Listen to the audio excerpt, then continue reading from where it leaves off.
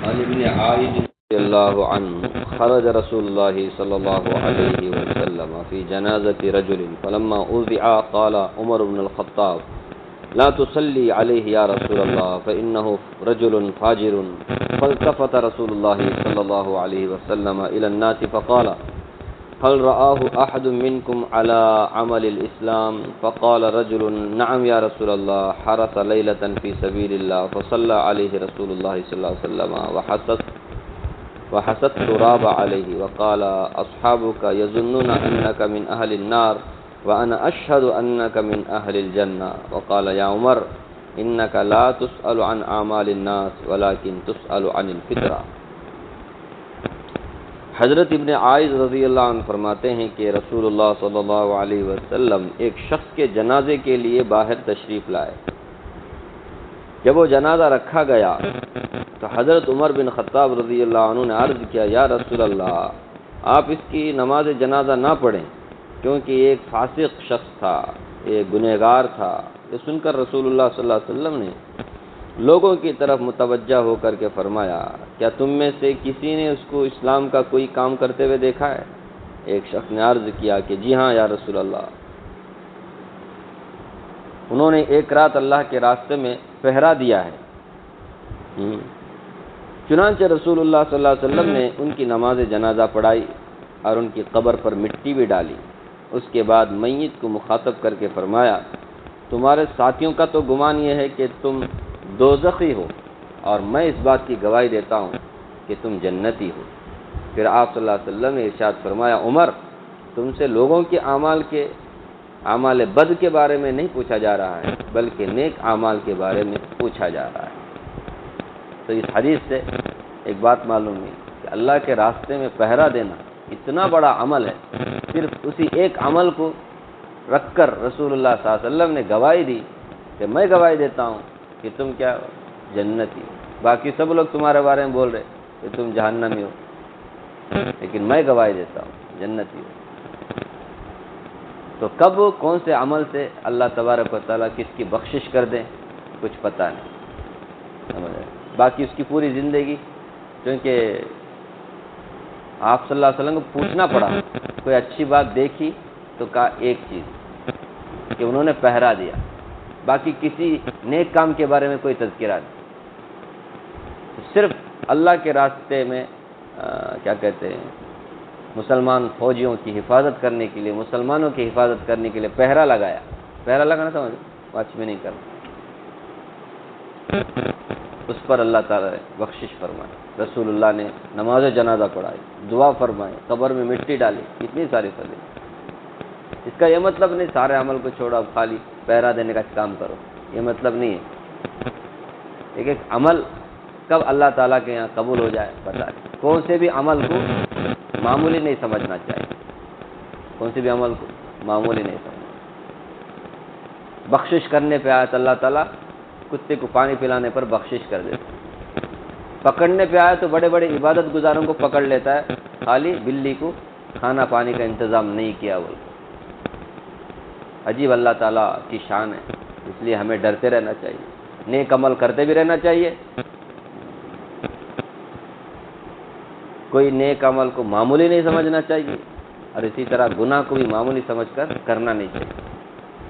نہیں، کسی بھی گناہ پر پکڑ بھی ہو سکتی ہے، کسی نیکی پر بخشش بھی ہو سکتی ہے.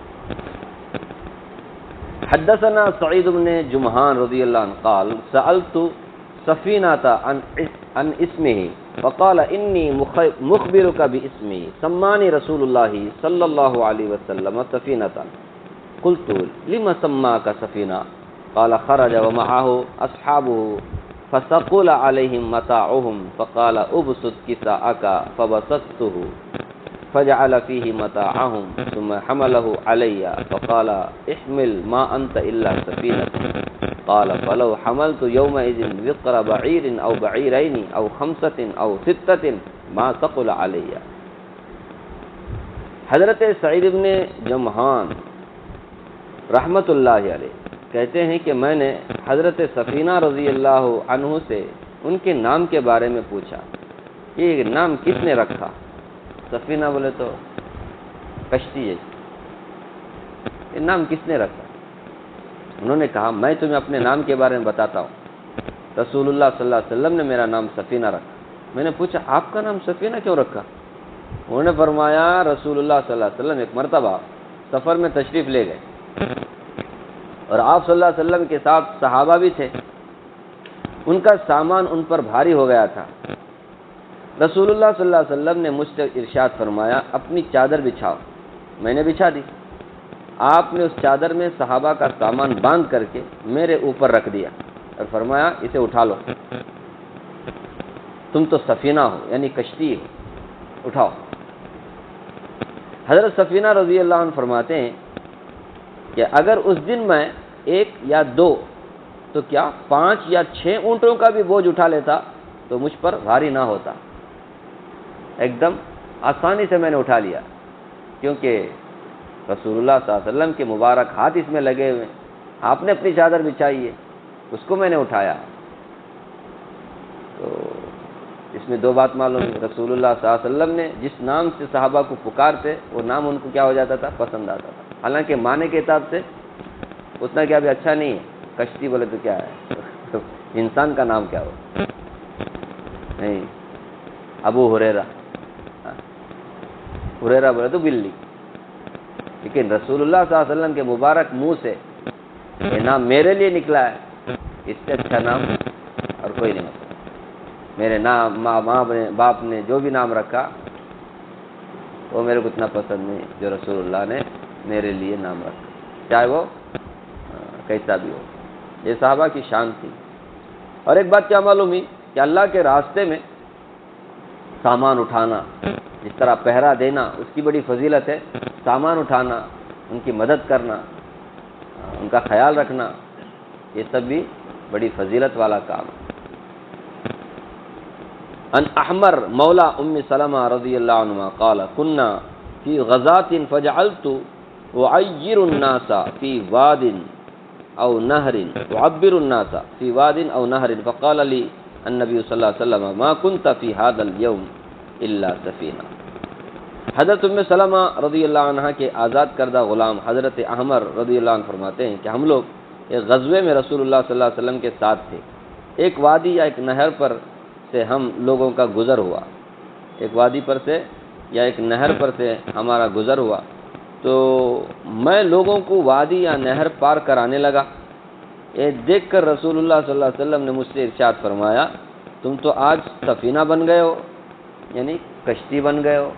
ان کو بھی کہا کشتی میں نا آدمی ایک جگہ سے دوسری جگہ، خاص کر کے نہر میں پانی جہاں پر ہو تو وہاں پر ٹرک بس سب کام نہیں آتے، وہاں کام کشتی آتی، کشتی کے ذریعے سے کیا کیا جاتا ہے، ایک جگہ سے دوسری جگہ پہنچا جا سکتا ہے، ایک کنارے سے دوسرے کنارے۔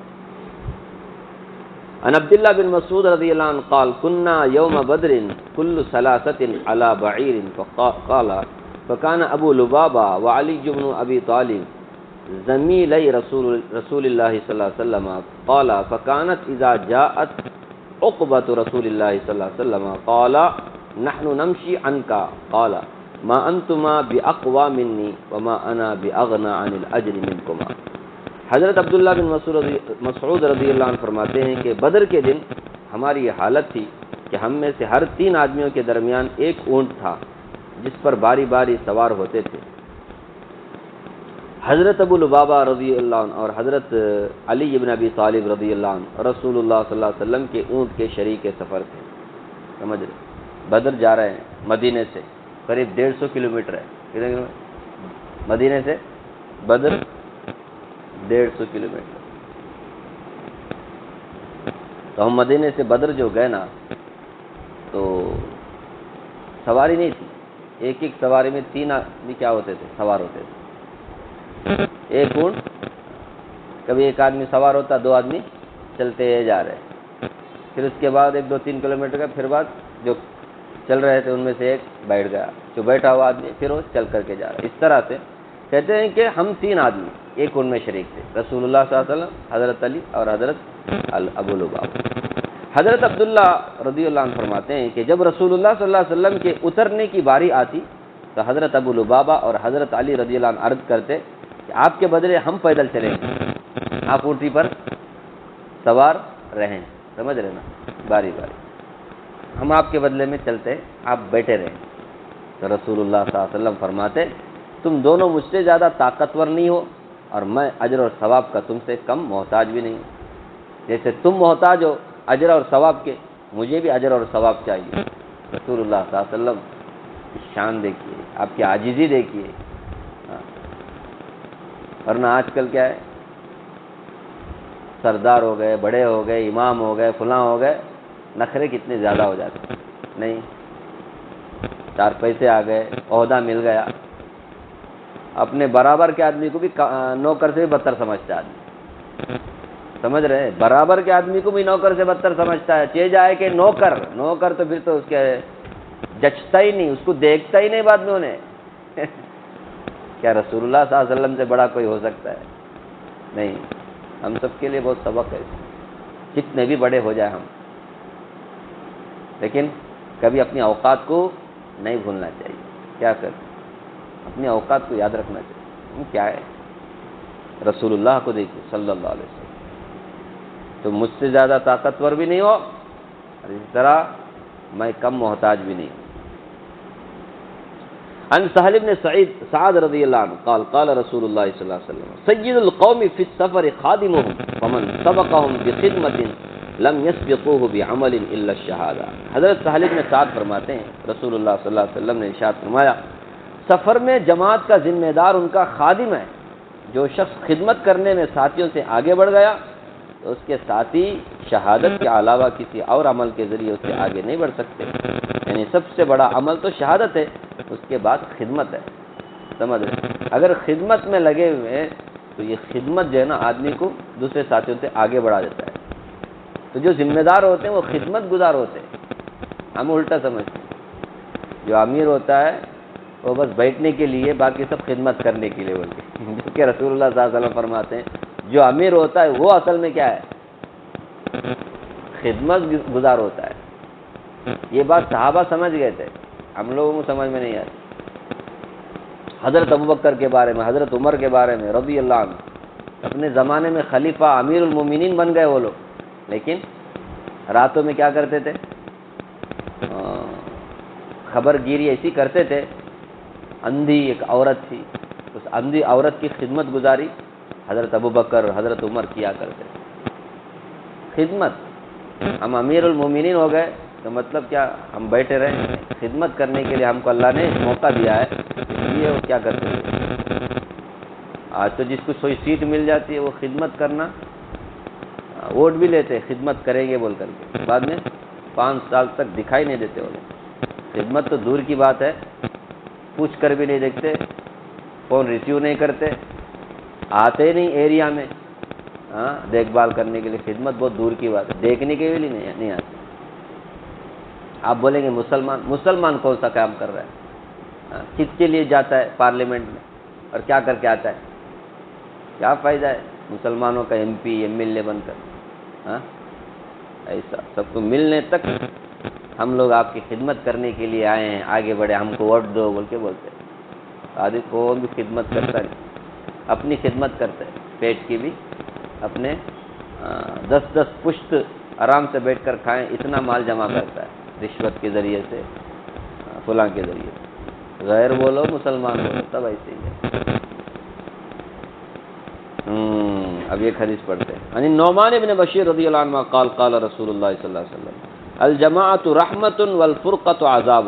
حضرت نعمان ابن بشیر فرماتے ہیں کہ رسول اللہ صلی اللہ علیہ وسلم نے ارشاد فرمایا جماعت کے ساتھ مل کر چلنا رحمت ہے اور جماعت سے الگ ہونا عذاب ہے، سمجھ رہے ہیں، تو جماعت کے ساتھ چلنا، جماعت کے ساتھ چلنے میں اپنے آپ کو ہلکا نہ سمجھیں، اس میں رحمت ہے، جماعت سے الگ ہو گئے عذاب۔